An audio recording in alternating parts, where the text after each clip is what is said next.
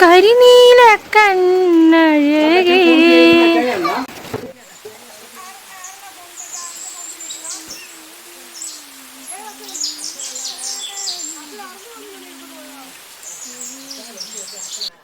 Hello guys, welcome back to my channel. ഇന്ന് day 5 complete reset day ആണ് കേട്ടോ.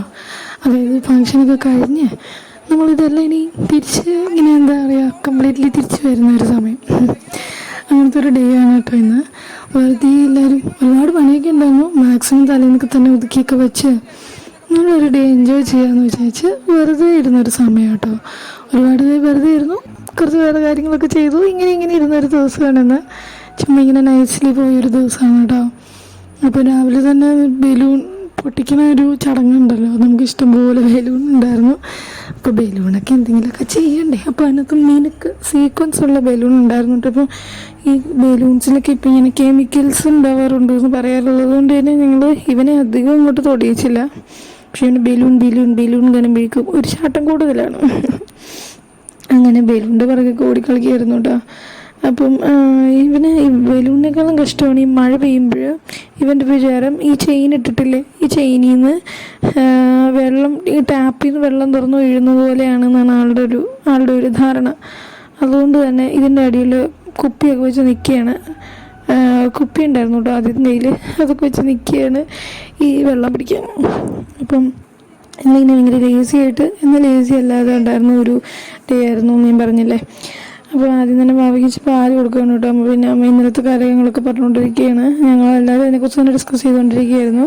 ഇന്നലെ എങ്ങനെ ഉണ്ടായിരുന്നു ഫങ്ഷൻ, ഫുഡ് എങ്ങനെ ഉണ്ടായിരുന്നു. ഞാൻ എപ്പോഴും ഉണ്ടായിരുന്നതിനേക്കാളും നല്ല ഫുഡായിരുന്നു കേട്ടോ, എനിക്ക് തന്നെ ഫീൽ ചെയ്തു. എല്ലാവരും പറയുകയും ചെയ്തു കേട്ടോ. അങ്ങനെ പിന്നെ അത് ബലൂണിലൊക്കെ കണ്ടിട്ട് സഹിക്കുന്നുണ്ടായിരുന്നില്ല. ചിലതൊക്കെ അവിടെ ഇരുന്ന് തന്നെ പൊട്ടിയിട്ട് അതിലെ സീക്വൻസ് എല്ലാം തരക്കിടപ്പുണ്ടായിരുന്നു കേട്ടോ. അപ്പം അതൊക്കെ തൂക്കണ്ടേ, ഇതൊക്കെ വൃത്തിയാക്കണ്ടേ, അങ്ങനെയൊക്കെ പറഞ്ഞുകൊണ്ടിരിക്കുകയായിരുന്നു. പിന്നെ ഈ ബാക്കി ബലൂണും പൊട്ടുന്നതിന് മുന്നേ നമുക്കിതിനെ എടുത്ത് വെളിയിൽ കൊണ്ടിട്ട് പൊട്ടിക്കാന്നുള്ളത് ചെറിയ ആലോചനയിലേക്കായിരുന്നു കേട്ടോ. അപ്പോൾ റെസ്റ്റ് എടുക്കാത്തതുകൊണ്ടാണോ എന്ന് അറിയില്ല, എനിക്ക് ഭയങ്കരമായിട്ട് പല്ല് നല്ല വേദന ഉണ്ടായിരുന്നു. ഞാൻ പെയിൻ കില്ലേഴ്സിലായിരുന്നു കേട്ടോ പോയിക്കൊണ്ടിരുന്നത്. ഇങ്ങനെ വായാണെങ്കിലും തുറക്കാൻ ഭയങ്കര ആ ചുണ്ടിൻ്റെ അവിടെ ചിറിയെന്ന് പറയുന്നു, നമ്മുടെ ഈ സൈഡിൽ ഇങ്ങനെ പൊട്ടിയിരിപ്പുണ്ടായിരുന്നു. അപ്പോൾ അത് കാരണം തന്നെ എനിക്ക് മുഴുവൻ വായു ഇങ്ങനെ ഒട്ടിയിരിക്കുന്ന അവസ്ഥ, തുറക്കാൻ വയ്യായിരുന്നു.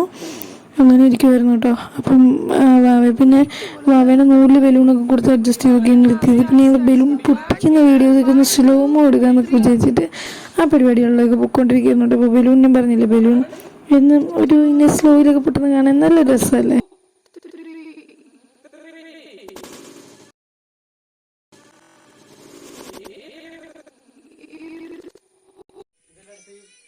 പക്ഷെ അവനെപ്പോഴും ബലൂൺ പൊട്ടിക്കുന്നത് പേടിയാണ് കേട്ടോ. അതുകൊണ്ട് തന്നെ ഞങ്ങൾ അവൻ്റെ റിയാക്ഷൻ കൂടെ എടുക്കാൻ ഞാൻ പറഞ്ഞിട്ടുണ്ടായിരുന്നു, എങ്ങനെയാണ് ഇരിക്കുന്നതെന്ന് അറിയാൻ വേണ്ടിയിട്ട്. അത് ഞാൻ ഇതിൻ്റെ കൂടെ ആഡ് ചെയ്തിട്ടുണ്ട്. ഞങ്ങൾ കിടക്കുന്ന മിക്ക ബലൂണും ബറക്കി എടുത്ത് വെളിയിൽ കൊണ്ടിട്ടൊക്കെയാണ് പൊട്ടിക്കാൻ വേണ്ടിയിട്ട്. അവനെ പേടിപ്പിക്കാൻ വേണ്ടിയിട്ടല്ല കേട്ടോ, എന്നാലും ഈ സീക്വൻസ് ഇട്ട് ചുമ്മാ രസമല്ലേ. അപ്പോൾ അങ്ങനെ പൊട്ടിക്കാൻ വേണ്ടിയിട്ട് എനിക്കും ബലൂൺ നല്ല പേടിയാണ് കേട്ടോ. എൻ്റെ കുറേ ക്യാരക്ടറിസ്റ്റിക്സ് അവനുണ്ട്. എനിക്ക് പേടിയുള്ള പല കാര്യങ്ങളും അവനും പേടിയാണ്, അങ്ങനത്തെ ഒരു വെള്ളം കേട്ടോ. അപ്പോൾ ഞാനിങ്ങനെ വെറുതെ എനിക്ക് ഭയങ്കര ഇഷ്ടമാണ് ബലൂൺ പൊട്ടിച്ചതിന് സ്ലോമോ എടുത്തപ്പോൾ നല്ല രസമുണ്ട്. അതുകൊണ്ട് മാത്രം ഞാൻ തലയിലൊക്കെ വെച്ച് പൊട്ടിച്ചിട്ടോ. എനിക്കത് എന്നിട്ട് ഞാൻ ഞെട്ടുന്നുണ്ട്. ആ സ്ലോമോയിൽ ഞാൻ ഞെട്ടണമെന്നും കൂടെയാണ് കേട്ടോ പറയണത്. അങ്ങനെ അപ്പം വീഡിയോ എടുത്തുകൊണ്ടിരുന്നപ്പം ആൾ ചോദിച്ചു, ഇത് നീയാണോ കൊച്ചാണോ ഞെട്ടണമെന്നുള്ള വീഡിയോ എടുക്കാനുള്ളതായിട്ട് നീയാണല്ലോ ഞെട്ടിക്കൊണ്ടിരിക്കണേ എന്നിങ്ങനെ പറഞ്ഞായിരുന്നു കേട്ടോ. സത്യത്തിൽ ഞാൻ നന്നായിട്ട് ഞെട്ടുന്നുണ്ടായിരുന്നു. പിന്നെ പൊട്ടിച്ച് ശീലമായിട്ട് പിന്നെ എനിക്ക് രസമായി.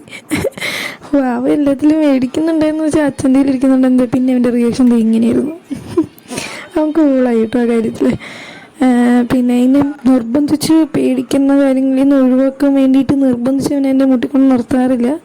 ഇത് പിന്നെ അവനത് കാണണം താനും, എന്നാൽ അത് കാണാൻ പേടിയാണ് താനും, അങ്ങനത്തെ ഒരു സിറ്റുവേഷനില്ല. അങ്ങനെയായിരുന്നു കേട്ടോ.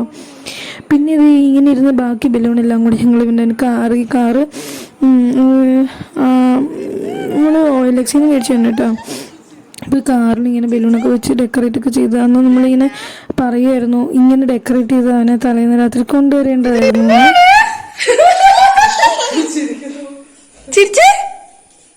ഇത് എന്നാ?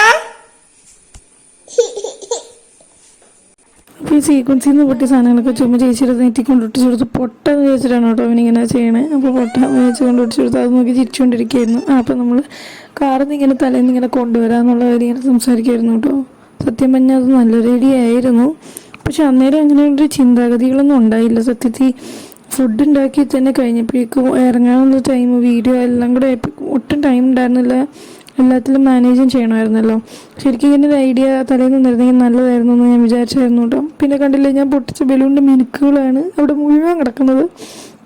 മുഴുവൻ ഇട്ടുള്ളവരുണ്ടായിരുന്നു. അത് പിന്നെ തൂത്തളം നല്ല പാടായിരുന്നു കേട്ടോ. പിന്നെ ഞങ്ങൾക്ക് ക്ലീനിങ് ഉണ്ടായിരുന്നു. അപ്പോൾ ക്ലീൻ ചെയ്യണമായിരുന്നു എല്ലാ മകമെല്ലാം. എല്ലാവരും വന്നു പോയതൊക്കെ അല്ലേ, ഒരുപാട് തുടയ്ക്കാനും വെക്കാനൊക്കെ ഉണ്ടായിരുന്നു. കിച്ചൺ വൃത്തിയാക്കാനുണ്ടായിരുന്നു. ഞാനത് കഴിക്കാൻ കൊടുത്തോണ്ടിരിക്കുന്നുണ്ട്. എനിക്കൊന്ന് ബ്രേക്ക്ഫാസ്റ്റ് കൊടുത്തോണ്ടിരിക്കുകയായിരുന്നു. അമ്മയൊക്കെയാണ് കൂടുതലും അകത്തൊക്കെ ക്ലീനൊക്കെ ചെയ്തത്. സത്യം പറഞ്ഞാൽ അമ്മയൊക്കെ വന്നു കഴിഞ്ഞാൽ പിന്നെ എനിക്ക് ഭയങ്കര, ഞാൻ പറഞ്ഞിട്ടുണ്ടായിരുന്നു ഒരു വീഡിയോയിൽ, നല്ല മടിയാണ്. എല്ലാവർക്കും ഇങ്ങനെ തന്നെയാണ്, വീട്ടിൽ പോയി കഴിഞ്ഞാലോ അല്ലെങ്കിൽ പിന്നെ എൻ്റെ ഇവിടെ ഇപ്പോൾ എൻ്റെ ഇൻലോസിൻ്റെ വീട്ടിലാണെങ്കിലും അങ്ങനെ എനിക്ക് വലിയ റെസ്ട്രിക്ഷൻസ് ഒന്നും ഇല്ല കേട്ടോ. ഞാൻ എല്ലാവരും ഇട്ട് കഴിഞ്ഞിട്ടാണ് ഞാൻ എണീക്കാറ്. അല്ലെങ്കിൽ എനിക്കിഷ്ടമുള്ള ഫുഡ് ഞാൻ എൻ്റെ രീതി കുക്ക് ചെയ്യും. അങ്ങനെ ആരും പൊതുവേ ഇവിടെ ആരും അങ്ങനെയൊന്നും പറയാറില്ല കേട്ടോ. അത് ഇൻലോസ് കൂടുതൽ അങ്ങനെ എനിക്ക് വലിയൊരു പ്രശ്നമുള്ള ആൾക്കാരേ അല്ല. അവർ നമ്മളെന്ത് കാര്യം ഉണ്ടെങ്കിൽ അത് ചെയ്യുക, വീഡിയോ എടുക്കാനാണെങ്കിൽ എടാ ഒന്ന് എടുത്ത് കൊടുക്കണം എന്നൊക്കെ ചിലപ്പോൾ ആളുടെ അടുത്തൊക്കെ പറയാറുണ്ട് കേട്ടോ. ആളെന്നെ ചൊറിഞ്ഞുകൊണ്ടൊക്കെ ഇരിക്കുകയാണെങ്കിൽ ഞാനിങ്ങനെ എനിക്ക് ദേഷ്യം വരും. അപ്പോൾ ഞാൻ ദേഷ്യപ്പെട്ട് പറയുമ്പോൾ അമ്മ പറയും എടാ ഒന്ന് എടുത്ത് കൊടുക്കണം, ഇങ്ങനെ പറയും കേട്ടോ. അങ്ങനത്തെ ആൾക്കാരാണ് ഇവിടെ ഉള്ളത്. പിന്നെ അച്ഛനാണെങ്കിൽ പോലും ഞാൻ വന്ന സമയത്ത് അവർക്ക് മനസ്സിലായി എനിക്ക് പരിപ്പുവടയാണ് ഇഷ്ടമാണ്. അതിനുശേഷം എത്രയോ നാൾ വരെ ഞാൻ മടുത്തു പോകുന്നത് വരെയും പരിപ്പുവട കൊണ്ടുവരുമായിരുന്നു കേട്ടോ. അങ്ങനത്തെ ഒരാളാണ്. പിന്നെ എൻ്റെ അച്ഛന് പല്ല് ഭയങ്കര വേദനയായിട്ട് ഞാൻ തന്നെ പല്ലെടുത്ത ക്ലിനിക്കിൽ കൊണ്ടുപോയതായിരുന്നു കേട്ടോ. അപ്പോൾ പല്ല് നോക്കിയത് പോടാണ്, അത് എടുത്ത് കളയണമെന്ന് പറഞ്ഞു. അത് കഴിഞ്ഞിട്ട് ഞങ്ങൾ തിരിച്ചു വരുന്ന വഴിയിലെ സീനറിയാണ് കേട്ടോ. ഇതെല്ലാം പി ജെ ജോസഫ് MLA ഇല്ലേ, ആളുടെ പറമ്പാണ് കേട്ടോ. ഇപ്പുറത്തെ സൈഡിലൊക്കെ ആയിട്ട് എല്ലാം ആളുടെ പറമ്പാണ്. നല്ല ഇങ്ങനെ ഗ്രീനറി കാണാൻ നല്ല രസമല്ലേ. അങ്ങനെ ഞങ്ങൾ വരുന്ന വഴികളാണ് കേട്ടോ ഇതെല്ലാം. ആളുടെ പി ജെ ജോസഫിൻ്റെ വീടൊക്കെ വളരെ അടുത്താണ്, വളരെ തൊട്ടടുത്താണെന്ന് പറഞ്ഞാൽ ഒരു കിലോമീറ്റർ ഇല്ല, 500 മീറ്റർ അത്രയൊക്കെ പറയാൻ പറ്റില്ല. നടന്നു പോകാൻ പറ്റുന്ന ഡിസ്റ്റൻസേ ഉള്ളൂ കേട്ടോ. അങ്ങനെ ഞാൻ പിന്നെ വീട്ടിൽ വന്നു കഴിഞ്ഞിട്ട് പെട്ടെന്ന് എടുത്ത ഡിസിഷനായിരുന്നു ഒന്നും കൂടി കിട്ടിയാലോ എന്ന്. ഞാൻ പണ്ട് മുതലേ പെട്ടെന്ന് ഡിസിഷൻ എടുക്കുന്ന ഒരാളെ അല്ല കേട്ടോ. ഞാൻ വളരെ ആലോചിച്ച് ഈവൻ എൻ്റെ റിലേഷൻഷിപ്സിൻ്റെ കാര്യത്തിലായിക്കോട്ടെ, എൻ്റെ ലൈഫിലെ കാര്യങ്ങളായിക്കോട്ടെ, ഒരുപാട് ചിന്തിച്ച് കൂട്ടി മല കയറി ചിന്തിച്ചിട്ട് ആയിരിക്കും ഞാനൊരു ഡിസിഷൻ എടുക്കുക. ഈവൻ എന്ത് കാര്യമാണെങ്കിലും കേട്ടോ, കല്യാണത്തിൻ്റെ കാര്യമാണെങ്കിലും ഞാൻ ഒരുപാട് ഇങ്ങനെ ചിന്തിച്ച് കൂട്ടി പെട്ടെന്നാണ് ഉദ്ദേശം വന്നെങ്കിലും നമുക്കിങ്ങനെ ഒരു സെക്കൻഡ് കൊണ്ട് 1000 കാര്യങ്ങൾ ചിന്തിക്കുന്ന തലയാണ് എൻ്റെത്. അപ്പോൾ ചിലപ്പോഴൊക്കെ ഇങ്ങനെ ആളോടൊക്കെ ഇങ്ങനെ സംസാരിക്കുമ്പോൾ പറയും ഞാൻ ഇവിടെ നിന്ന് അങ്ങോട്ട് നീങ്ങേണ്ട ഇടയിൽ ഇത്രയും കാര്യം ചിന്തിച്ചായിരുന്നു എന്ന് പറയും. അപ്പോൾ ആൾ പറയും ഇതൊക്കെ എങ്ങനെയാണ് തലയിൽ പ്രോസസ്സ് ആകുന്നതെന്ന് ചോദിക്കാറുണ്ട് കേട്ടോ. ഒത്തിരിഞ്ഞ് നമ്മളിങ്ങനെ ഓവർ തിങ്കിങ്ങിൻ്റെ ഒരു ബുദ്ധിമുട്ട് ആണത്. പക്ഷെ ശരിക്കും അത് ശരിക്കും ആവശ്യമില്ല എന്നുള്ളതും, പല ഡിസിഷൻസും ക്വിക്കായിട്ട് ഡിസിഷൻസ് എടുക്കുന്നതിൻ്റെ പവറ് വേറെയാണ്. നമ്മൾ എന്ത് കോൺസിക്വൻസ് ആണെങ്കിലും നമ്മൾ ഫേസ് ചെയ്യുന്നുള്ളൊരു ധൈര്യമാണ് നമുക്ക് കിട്ടുക അല്ലേ. അങ്ങനെ എനിക്ക് തോന്നി, എനിക്ക് എന്തെങ്കിലും കുഞ്ഞാവുന്നത് വരെയും അങ്ങനെ ഒരു ധൈര്യങ്ങളൊന്നും ഇല്ലായിരുന്നു കേട്ടോ. ഞാൻ കുറേ കാര്യങ്ങൾ വളരെ മോശം തന്നെയായിരുന്നു. കുഞ്ഞതിന് ശേഷം എല്ലാം നല്ലതായി എന്നല്ല ഞാൻ പറയണേ.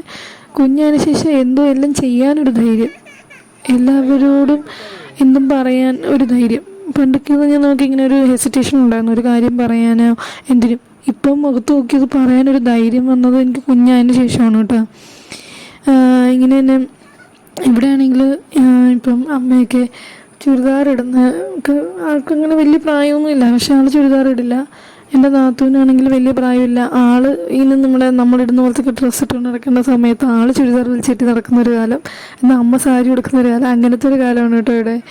അപ്പോൾ ഞാൻ വളർന്നു വന്നിടത്ത് അമ്മയൊക്കെ എൻ്റെ കുഞ്ഞിലെ തന്നെ സാരി നൈറ്റിയൊക്കെ ഉപയോഗിക്കുന്നവരാണ്. അപ്പോൾ ഞാൻ കാണുമ്പോൾ ഇതെനിക്ക് ഭയങ്കര ഇവരെന്നെ ഇങ്ങനെയൊക്കെ ഇട്ടുണ്ടായിരുന്നു, അവർക്ക് വേണമെങ്കിൽ ചുരിദാർ ഇടത്തില്ലേന്ന് ഞാൻ വിചാരിക്കാറുണ്ടായിരുന്നു. അപ്പോൾ ഇങ്ങനെ അമ്മ പറയും എനിക്ക് ചുരിദാർ ഇടണമെന്നൊക്കെ ആഗ്രഹമുണ്ട്, പക്ഷെ നാട്ടിലുള്ളവരെന്ത് പറയും. പിന്നെ എൻ്റെ ഒരു 3 വർഷത്തെ ട്രെയിനിങ് കൊണ്ട് അമ്മ ഇപ്പോൾ ചുരിദാർ ഇട്ടോ മിക്കയിടത്തും പോവാറ്. ചേച്ചിയാണെങ്കിലും ഷോളിടാതെ പോവാത്തിരുന്ന ആൾ ഇപ്പോൾ ഷോളിടാതെ ആക്കിയിട്ടുണ്ട്. ഞാൻ ഫുൾ ക്രെഡിറ്റ്. പിന്നെ ഒരു കാര്യമുണ്ട്, അവർക്കൊരു ധൈര്യം വേണം അത് ചെയ്യാൻ. അവർ ചെയ്തു തുടങ്ങിയതിന് ശേഷം നമ്മളിപ്പം പറയില്ല, ഒരാൾ ചേഞ്ച് ലൈഫിൽ ഒരാൾ നമ്മൾ മാറിയാൽ മതി നാട്ടുകാർ മാറാമെന്ന് പറയുന്ന പോലെ അമ്മ ചുരിദാർ ഇടാൻ തുടങ്ങിയപ്പോൾ തന്നെ അമ്മയുടെ ചുറ്റും അമ്മയുടെ പ്രായത്തിലുള്ള അമ്മയെ പ്രായം കൂടുതലുള്ള ആൾക്കാർ പോലും ചുരിദാർ ഇടാൻ തുടങ്ങി കേട്ടോ. അതുപോലെ തന്നെ ചേച്ചിയുടെ അടുത്തും പലവരും പറഞ്ഞിട്ടുണ്ട്, ഇങ്ങനെ നടക്കണമെന്തിനാ, ഇങ്ങനെ ഷോള് വിട്ട് ചുരിദാറൊക്കെ ഇട്ട് ഇങ്ങനെ നടക്കണമെന്തിനാ, നല്ല അടിപൊളി ഡ്രസ്സൊക്കെ ഇട്ട് നടക്കുന്നു പറഞ്ഞിട്ട് ഞാനിപ്പോൾ ചേച്ചി ജീൻസൊക്കെ ഇടിച്ച് നടത്തിക്കാറുണ്ട് കേട്ടോ. എനിക്ക് ഭയങ്കര സന്തോഷമാണ് കാര്യങ്ങളൊക്കെ. നമ്മളിപ്പോഴും ഫോർവേഡിൽ ചിന്തിക്കുകയാണല്ലോ ചെയ്യേണ്ടത്, പിന്നോട്ടല്ലല്ലോ ചിന്തിക്കേണ്ടത്. അപ്പോൾ എല്ലാ കാര്യങ്ങളിലും ഞാൻ അങ്ങനെ തന്നെയാണ് കേട്ടോ ചിന്തിക്കുക. ഞാൻ ഒരു കാര്യം പോലും ഫോർവേഡിൽ ചിന്തിക്കുക എന്നല്ല, സത്യം പറഞ്ഞാൽ പ്രസൻറ്റിൽ ജീവിക്കുക. 2024 ആയില്ലേ, നമ്മളിപ്പം 1900 വണ്ടിയൊക്കെ കഴിഞ്ഞ്, അപ്പോൾ 2024 ജീവിക്കുന്നതുകൊണ്ട് തന്നെ ഇപ്പോഴത്തെ ട്രെൻഡിനനുസരിച്ച് പോകുന്നതല്ലേ എപ്പോഴും നല്ലത്. അങ്ങനെ അവർക്ക് ചുരിദാർ എനിക്ക് ഭയങ്കര സന്തോഷമാണ് കേട്ടോ. ഞാൻ തന്നെ ഒരുപാട് ചുരിദാർ മേടിച്ചും കൊടുത്തായിരുന്നു, കാരണം ആദ്യമായിട്ടല്ല അവർ ഇടുന്നത്. അപ്പോൾ അതുകൊണ്ട് ഒത്തിരി ഒന്നും ഇല്ലായിരുന്നു. അങ്ങനെ ഒരുപാട് എനിക്ക് ഓർമ്മയുണ്ട്, അമ്മ എവിടെ നിന്നോ പോയി കുറച്ച് തുണി എടുത്തുകൊണ്ട് വന്നിട്ട് ടോപ്പ് തെച്ചു. അപ്പോൾ അവൾക്ക് പാൻറ്റ് ഷോളും ഇല്ലാതെ എൻ്റെ പാൻറ്റ് ഷോൾ ഇട്ടിട്ടാണ് ആദ്യമായിട്ട് പുറത്ത് പോകണത് കേട്ടോ. എൻ്റെ ഇൻലോസിൻ്റെ കാര്യം ഞാൻ ഈ പറയണ സിസ്റ്ററിനോടെയും മദറിനോടെയും കാര്യമൊക്കെയാണ് കേട്ടോ ഈ പറയണത്. എൻ്റെ ഇവിടെ പിന്നെ എനിക്ക് തോന്നുന്നു അമ്മയൊക്കെ ഡൽഹി അങ്ങനെയൊക്കെ ആയിരുന്നതായതുകൊണ്ട് അവിടെയൊക്കെ അമ്മ അല്ലെങ്കിൽ അമ്മയും ചിലപ്പം സാരി തന്നെ ആയിരുന്നേനെ. സാരി മോശമാണെന്നോ ചുരിദാറാണോ നല്ലതെന്നോ അല്ല പറയണേ. പൊതുവേ നമ്മുടെ സൊസൈറ്റിയിലൊരു ധാരണയുണ്ട്, ഇത്ര പ്രായം കഴിഞ്ഞ് കഴിഞ്ഞാൽ നമ്മൾ ചുരിദാർ ഇടണം, ഇത്ര പ്രായം കഴിഞ്ഞാൽ നമ്മൾ സാരി എടുക്കണം എന്നുള്ളത്. അത് മാറ്റണം എന്നുള്ളൊരിതേ ഞാൻ ചിന്തിച്ചിരുന്നുള്ളൂ കേട്ടോ. ഞാൻ കുഞ്ഞായിരുന്ന കുഞ്ഞല്ല, ഞാനൊരു +2 ഒക്കെ കഴിഞ്ഞ സമയത്ത് ഞാൻ എപ്പോഴും ചുരിദാറിൽ നടക്കുമായിരുന്നു. അങ്ങനെ മെച്യൂരിറ്റി തോന്നണമല്ലോ, നമ്മളിങ്ങനെ അന്ന് ചുരിദാറാണ് വലിയൊരു ഡ്രസ്സ്. അപ്പം കാര്യമായവരുടെയിലൊക്കെ ചുരിദാർ ഉണ്ടാവുള്ളൂ, അല്ലെങ്കിൽ ഭയങ്കര സ്റ്റൈലായി കിടക്കുന്നൊരു സംഭവമായിരുന്നു ചുരിദാർ. അപ്പം ഞാൻ ചുരിദാർ ഷോളൊക്കെ കയറ്റി നടക്കുമ്പോഴും കുറച്ച് നാൾ കഴിഞ്ഞപ്പോൾ എനിക്ക് മനസ്സിലായി ഇതല്ല സ്റ്റൈല് അല്ലെങ്കിൽ ഇതല്ല ഫാഷൻ, കുറച്ച് നമുക്ക് മാറാം. പിന്നെ ആയപ്പോഴേക്കും ഇനി കംപ്ലീറ്റ്ലി എനിക്കിഷ്ടമുള്ള ഡ്രസ്സ് ഇടാൻ തുടങ്ങി. എനിക്ക് എന്താണോ ഇടാൻ ഇഷ്ടം അതിടും. സ്ലീവ്ലെസ് ഇടും, ഷോർട്ട്സ് ഇടും, ടീഷർട്ട് ഇടും, എല്ലാം ഇടും. എനിക്ക് ശരീരത്തിന് ചെയ്യുന്നതെന്ന് എനിക്ക് തോന്നുന്ന ഏതോ ഡ്രസ്സ് ഇടും കേട്ടോ. പിന്നെ ഒരു വാലിഡേഷൻ എപ്പോഴും അമ്മയോടും ചോദിക്കാറുണ്ട്. അമ്മ പറയോടാ ഇത് കൊള്ളൂല, ഉടനെ എൻ്റെ മനസ്സിലായത് കൊള്ളൂല, ഉടനെ പോയി മാറ്റും കേട്ടോ. ആ ഒരു വാലിഡേഷൻ എനിക്ക് എപ്പോഴും വരാറുണ്ട്.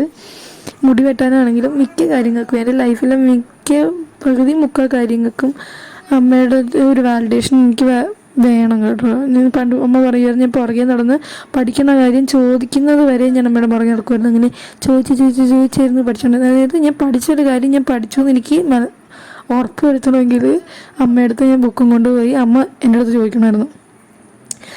ഇപ്പം ഞാൻ കുറേ ആ ഡിപ്പെൻഡൻസി മാറ്റി, കുറേ കാര്യങ്ങൾ ഞാൻ ഇപ്പോഴും അങ്ങനെ തന്നെയാണ് കേട്ടോ. ഇപ്പം പഠിക്കാനൊന്നുമില്ല, അതുകൊണ്ട് നമ്മുടെ പുറകെ ആ കാര്യങ്ങൾക്കൊന്നും നടക്കാറില്ല. പക്ഷേ ഡ്രസ്സിൻ്റെ കാര്യത്തിലൊക്കെ പലരും ഞാൻ ഇപ്പോഴും ചോദിക്കാറുണ്ട്, ഇത് കൊള്ളാമോ, ഈ പട്ട് കൊള്ളാമോ എന്ന് ചോദിക്കാറുണ്ട് കേട്ടോ. നമ്മൾ പലരും അങ്ങനെ തന്നെ ആയിരിക്കും തോന്നുന്നു അല്ലേ. അപ്പോൾ അങ്ങനെ ചോദിച്ചാൽ മുടിയൊക്കെ വെട്ടിയായിരുന്നു. മുടി അങ്ങനെ ഒത്തിരി ഇതായിട്ടല്ല, സ്റ്റെപ്പ് വരുന്ന രീതിയിൽ വെട്ടിയതാണ്. അപ്പോൾ ഒത്തിരി ഷോർട്ടും ആവില്ല എന്നാൽ ഒത്തിരി ലോങ്ങും ആവില്ലാത്ത രീതിയിലൊന്ന് വെട്ടിയതാണ് കേട്ടോ. അപ്പം ഇത് പിന്നെ എന്തോന്നും ഒരു ക്ലിപ്പ് ഒന്ന് തറക്കിടന്ന് കിട്ടിയത് വെച്ച് ചുമ്മാ ഇവനെ കളിപ്പിക്കുകയാണ് കേട്ടോ. ബോൾ വെച്ചിട്ട് ആദ്യം ഇവൻ അറിഞ്ഞില്ല ഇത് വെച്ച് കൊടുത്തത്, പിന്നെ ഇവനിത് അറിഞ്ഞു. അപ്പോൾ അന്നേരം വെച്ച് കൊടുക്കാൻ വേണ്ടിയിട്ട് പിന്നെ അത് എടുത്തുകൊണ്ട് സ്വയം വന്ന് തരിയെ വെച്ച് കളിക്കുകയാണ് കേട്ടോ. പിന്നെ അവന് ചോറൊക്കെ കൊടുത്തുകൊണ്ടിരിക്കുകയായിരുന്നു. അത് കഴിഞ്ഞ് വൈകിട്ടായി. ഞങ്ങളുടെ പഴയ വീഡിയോസ് ഇവനെ കുഞ്ഞായിരുന്നപ്പോഴുള്ള ആ സമയത്തൊന്ന് വോയിസ് ഓവർ കൊടുത്ത് ഒരു വീഡിയോ ചെയ്യാനൊക്കെ വെച്ച് പാടായതുകൊണ്ട് തന്നെ മിക്കതും പാട്ടിക്കൂടെ ആയിരുന്നു കേട്ടോ ഓടിക്കൊണ്ടിരുന്നത്. അപ്പം ഇവനോട് ചോദിക്കുമായിരുന്നു ഞാനിത് ആരാന്ന് അറിയാവോ. അവനാണ് ഇങ്ങനെ അന്തം വിട്ടിരിക്കുകയാണ്, അത് ആരാന്ന് അറിഞ്ഞുവിടാത്ത ഒരു രീതിയിൽ. അവനെന്ന് ഞങ്ങൾ പറഞ്ഞു കൊടുക്കാറുണ്ടെങ്കിൽ അവനങ്ങനെ അറിയില്ല കേട്ടോ. അങ്ങനെ പിന്നെ എവിടെ വേണ്ടാതിരുന്ന ഒരു കാറ് ഇന്നലെ വേറൊരു കൂട്ടുകാരൻ വന്നെടുത്തപ്പോഴേക്കും ആ കാർ പിന്നെ അവന് ആവശ്യമുള്ള കാറായി മാറി കേട്ടോ. അപ്പോൾ ഇതൊക്കെയായിരുന്നു ഇന്നത്തെ വിശേഷങ്ങളുണ്ടായിരുന്നത് കേട്ടോ. അപ്പോൾ ഇങ്ങനെയായിരുന്നു നമ്മുടെ ദിവസം പോയത്. കുറേ വൃത്തിയാക്കാനുണ്ടായിരുന്നു, വൃത്തിയാക്കലും അങ്ങനെയൊക്കെ പരിപാടികളായിട്ട്. ഇനി അടുത്ത ദിവസത്തെ വീഡിയോ ആയിട്ട് പിന്നെ വരാം കേട്ടോ. വേറെ ദിവസം വേറെ വീഡിയോ ആയിട്ട് വീണ്ടും വരാം. Bye, see U.